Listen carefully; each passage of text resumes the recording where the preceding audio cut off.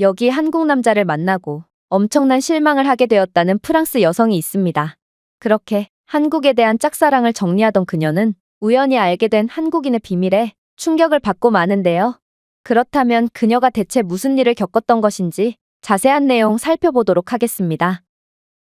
프랑스 여성의 사연입니다. 안녕하세요. 저는 프랑스 출신의 알리스라고 합니다. 저희 아빠는 요식업으로 꽤나 성공한 사업가로 아빠가 브랜딩한 식당들은 프랑스 전역에 즐비해 있는데요. 물론 제겐 너무나도 자랑스러운 아빠였지만 아빠는 성공한 사업가답게 유일한 자식이었던 제게 원하시는 것들이 너무 많았습니다. 알리스, 너도 아빠처럼 성공하기 위해서는 열심히 공부해야 하지 않겠니? 노는 건 성공한 뒤에 해도 늦지 않단다. 알리스, 너는 대학교 졸업할 때까지 남자친구는 꿈도 꾸지 말렴. 지금이 가장 중요한 때인데 연애 따위를 할 시간이 어딨니? 그렇게 저는 경제적으로는 풍족했을지 모르지만 늘 숨막히는 생활을 해야만 했습니다. 그러던 중 알게 된 게 바로 한국 문화였어요. 매일같이 감옥 같은 집에만 갇혀있던 저를 잠시나마 자유롭게 해줬던 게 바로 한국 드라마였거든요. 저는 한국어 공부를 따로 하지도 않았음에도 한국어를 꽤나 잘 구사하게 되었을 만큼 한국을 엄청나게 사랑하게 되었고 자연스레 한국 남자에 대한 관심도도 올라갔어요. 키도 크고 잘생겼고 심지어 프랑스 남자들과는 달리 의리 있고 매너도 좋은 한국 남자는 제 이상형이 되었죠. 그러던 중 저는 대학교 친구의 소개로 한국 남자를 만나게 되었습니다. 하지만 저는 그를 처음 보자마자 엄청난 실망을 하게 되었는데요. 제가 드라마 속에서 봤던 한국 남자들은 키도 엄청나게 컸고 체격도 다부져서 남성적인 매력이 넘쳤는데 제가 소개받은 한국 남자는 키가 170cm인 저보다도 작아 보였을 뿐만 아니라 어깨도 여자인 저보다 좁아 보였거든요. 저는 외적인 부분보다 한국 남자의 책임감 있고 자상한 매력이 더 마음에 들었기 때문에 그를 조금 더 만나보기로 했습니다. 그러나 그와 시간을 보낼수록 저는 제가 한국 남자에 대해 엄청난 오해를 하고 있었다는 것을 깨닫고 말았죠. 한국 남자의 매너는 최악이었거든요. 저희는 삼겹살집에 갔는데 종업원이 집게와 고기를 그 앞에 놔두자 이 한국인 남자는 눈 하나 깜짝 안 하고 집게와 고기를 다시 제 쪽으로 두며 저보고 고기를 구우라는 눈빛을 보내는 거 아니겠어요? 한국 드라마에서는 고기도 남자가 구워주고 쌈을 싸서 먹여주기까지 하던데 저는 무척이나 실망했습니다. 하지만 처음 만난 자리에서 괜한 감정 싸움을 하기도 싫었기에 저는 잔말 없이 집게를 들었죠. 그런데 역시나 이상했어요. 그는 쌈을 처음 먹어보는지 쌈을 베어 물며 쌈을 한 입에 다 먹지 않았거든요. 한국인이 쌈을 이런 식으로 근본 없이 먹다니 이건 말이 안 됐습니다. 저는 아무래도 그가 의심스러워서 한국어를 사용하며 한국인인데 왜 쌈을 그렇게 먹냐고 물어봤습니다. 그러자 그는 자신은 너무 어렸을 때부터 프랑스에 와서 한국어를 못 알아듣는다고 말하는 거 아니겠어요? 그가 어렸을 때 프랑스에 왔다기엔 불어 실력이 굉장히 부족해 보였기에 제 의심은 더욱 증폭되었죠. 어쨌든 저는 그와의 데이트 동안 온갖 시중을 들어야만 했고 그렇게 한국 남자의 매너 없고 배려심 없는 모습에 학을 떼버리고 말았습니다. 그리고 그와 다시는 만나지 않기 위해 고깃값을 전부 제가 지불했죠. 그러자 그는 예의상이라도 전혀 돈을 보태려고 하지도 않았고 그저 내가 그렇게 마음에 들었나? 라고 생각하는 듯한 우쭐대는 표정을 지으며 제 몸을 과감하게 만지기 시작했습니다. 저는 그의 변태적인 행동에 기겁을 했고 소리를 지르며 그를 뿌리치고 집에 와버렸죠. 그렇게 저는 한국 드라마는 엄청난 과장이 들어가 있던 거고 한국은 제가 생각했던 것만큼 아름다운 나라가 아니었구나 하는 생각을 가지게 되었습니다. 그렇게 한국에 대한 제 짝사랑을 정리하던 중 저는 우연치 않게 또다시 한국 남자를 만나게 되었습니다. 그는 파리 근교에서 매우 조그마한 한식당을 운영하고 있었는데요. 저는 한국에 대한 사랑은 정리해도 한국 음식만큼은 끊을 수 없었기에 우연치 않게 그 한식당에 들어가게 되었습니다. 식당의 허름한 겉모습과는 달리 이곳의 음식은 정말 최고더군요. 그의 식당은 저희 집에서 꽤나 멀리 떨어져 있었지만 저는 그의 한식을 잊지 못해 늘 그의 작은 한식당을 찾곤 했는데요. 식당 위치가 좋지 못해서인지 그의 한식당은 맛에 비해 많은 손님이 찾지는 않는 듯 했습니다. 저야 식당이 한적해서 좋았죠. 그렇게 몇 달을 그의 식당에 방문하자 그는 제게 말을 걸기 시작하더군요. 제 식당에 자주 찾아주셔서 감사합니다. 서비스로 이번 요리는 제가 사도록 할게요. 저는 그때 한국 남자라면 학을 떼던 상태였기에 한국인인 그와 말을 섞는 것조차 싫었어요. 그저 요리에만 집중하고 싶었을 뿐이었죠. 괜찮습니다. 제가 좋아서 오는 건데요, 뭘. 하지만 그 후로도 이 한국인 식당 주인은 계속해서 제게 말을 걸었고 전에 만난 한국 남자와는 다른 그의 진중하고 예의 바른 모습에 저는 점점 마음을 열게 되었습니다. 그렇게 어쩌다 보니 저희는 식사 약속까지 잡게 되었고 자신을 진성이라고 소개한 이 한국인 남성과의 진지한 대화를 통해 진성은 무척이나 자상하고 강한 사람이라는 것을 알게 되었습니다.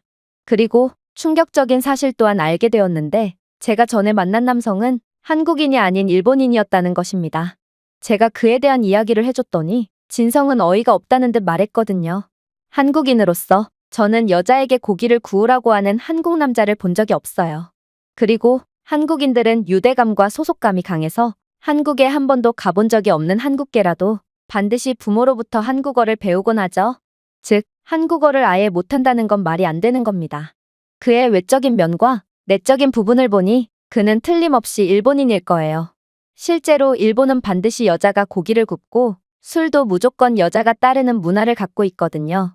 앞불사, 한국인에 대한 좋은 이미지를 이용해서 이득을 취하려는 아시아계 무리가 있다는 이야기는 들었는데 그런 일이 저한테 일어날 줄은 꿈에도 몰랐던 것입니다. 그렇게 저는 저를 속인 일본에 반감을 가지며 제가 생각했던 한국 남자의 이미지를 모두 가진 진성과 더욱 진지한 관계로 발전하게 되었습니다. 물론 연애를 반대하시는 아빠에겐 비밀로 했죠. 그렇게 저는 학교를 졸업하게 됐고 아빠 회사에 입사해서 곧바로 대형 프로젝트에 참여하게 되었습니다. 아빠는 연이은 성공으로 자신감이 넘치셨고 이번에는 프랑스 내의 프랑스인들과 외국인 관광객들을 상대로 하는 일본 음식점을 브랜딩 해보겠다는 프로젝트를 세우셨어요. 일본풍 문화와 일본풍 캐릭터들로 인테리어를 꾸미고 진짜 일본인들이 운영하는 식당인 것처럼 메뉴를 구성해서 일본 문화를 좋아하는 고객층을 노린 것이죠. 저는 반대했습니다. 현재 일본 문화의 영향력은 전과 같지 않고 그 자리를 전부 한국이 대체했기 때문이에요. 아빠는 사업에만 몰두하셔서 아직 이러한 유행을 모르시는 것 같았습니다. 아직도 10년, 20년 전에나 유행했던 일본 문화가 주류인 줄 알고 계셨죠. 따라서 저는 일식보다 한식이 훨씬 더 수준 높은 음식이고 사람들의 인지도도 한국이 훨씬 높아졌다고 말씀드렸어요. 하지만 아빠는 저를 그저 애송이 취급했을 뿐이었습니다. 결국 아빠는 이 대형 프로젝트를 밀어붙이셨고 안타깝게도 사업은 정말 최악의 적자를 기록하고 말았습니다. 일단 프랑스 내의 일본인들은 돈을 아끼고 잘 안 쓰려는 경향이 있어서 외식을 잘 안 했을 뿐더러 10년 전이었으면 모르겠지만 이제는 일본 문화를 찾는 외국인은 거의 없었죠. 또한 일본 문화를 선호하는 고객층은 중간이 없어서 사람들은 일본에 대해 아예 관심도 없어 하거나 일본 애니메이션을 열광적으로 좋아해서 일본을 엄청나게 좋아하거나 둘 중 하나였어요. 일본에 관심이 없는 사람들은 당연히 저희 가게에 찾지 않았고 열광적인 일본 팬 고객층들은 아빠가 브랜딩한 일본 식당은 진짜 일본이 아니라며 찾지 않았죠. 결국 아빠의 사업은 완전히 망해버린 것입니다. 연이은 성공으로 자신이 넘치셨던 아빠는 이 사업에 공격적인 투자를 감행하셨고 결국 손해는 엄청났어요. 엄청난 부를 축적했던 아빠였지만 대형 사업 하나 실패한 것으로 대저택 갔던 집도 팔고 차도 팔아야 할 정도로 엄청나게 몰락해버리셨죠. 결국 자본 문제 때문에 아빠의 나머지 사업도 흔들리기 시작했어요. 사업은 생각보다 엄청나게 무서운 거였죠. 그때 저는 기가 막힌 아이디어를 떠올렸습니다. 진성의 조그마한 한식당을 생각해냈거든요. 한식당은 작은 규모로도 차릴 수 있고 아시아풍이라는 점에서 한국과 일본의 공통점이 있었습니다. 그래서 기존 일식당의 인테리어를 완전히 뒤바꿀 필요도 없었죠. 저는 아빠에게 제 경험과 비전에 대해 말씀드렸습니다. 그리고 일식당 컨셉을 한식당으로 바꾸고 프랑스 최고의 한식 요리사 진성에게 레시피를 맡긴다면 적은 돈으로도 충분히 복구할 수 있을 거라 말씀드렸죠. 아빠는 제가 남자친구가 있다는 사실에 엄청난 충격을 받으셨지만 이대로라면 그동안 아빠가 일궈온 다른 사업까지 줄줄이 무너지는 건 시간 문제였기에 아빠는 마지못해 제 제안을 받아들이셨습니다. 진성도 무척이나 좋아했어요. 그동안은 자본금이 없어서 파리 근교의 작은 식당을 운영해야 했지만 언젠가는 파리로 들어가서 대규모 한식당을 차려보는 게 그의 꿈이라고 했거든요. 그렇게 저희의 프로젝트는 시작되었습니다. 결과는 놀라웠어요. 일단 파리 외곽에 매장 하나만 운영하게 된 저희는 처음부터 놀라운 성과를 냈거든요. 프랑스 내의 한국 문화에 대한 엄청난 관심 덕분인지 사람들은 오픈 첫날부터 엄청나게 몰려들었습니다. 그리고 진성의 요리를 맛본 이들은 하나같이 감탄사를 연발하더군요.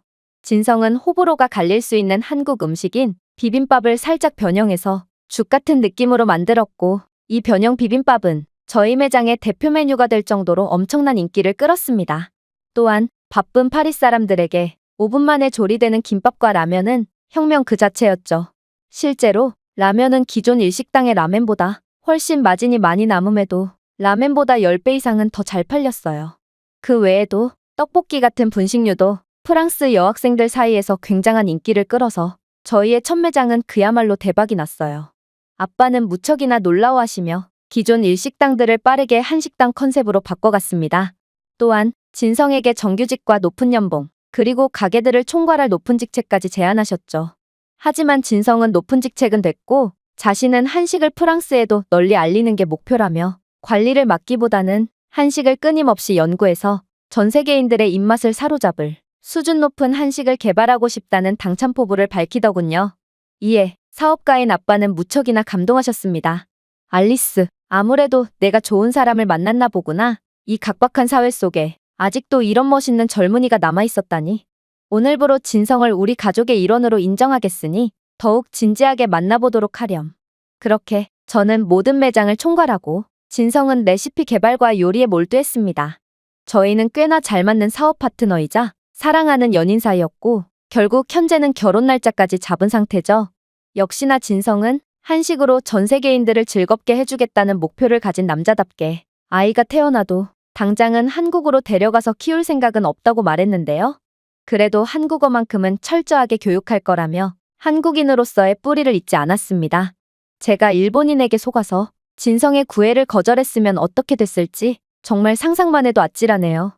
한국인들은 일본인들과는 차원이 다른 사람들인데 말이에요. 이 외국인의 글은 여기까지입니다. 한국 덕분에 사업의 성공을 이뤄낼 수 있었던 프랑스 여성의 사연이었습니다. 제가 준비해온 내용은 여기까지입니다. 끝까지 시청해주셔서 진심으로 감사드리며 여러분들의 구독과 좋아요, 알림 설정은 영상 제작에 큰 힘이 됩니다. 이상 세모튜브였습니다.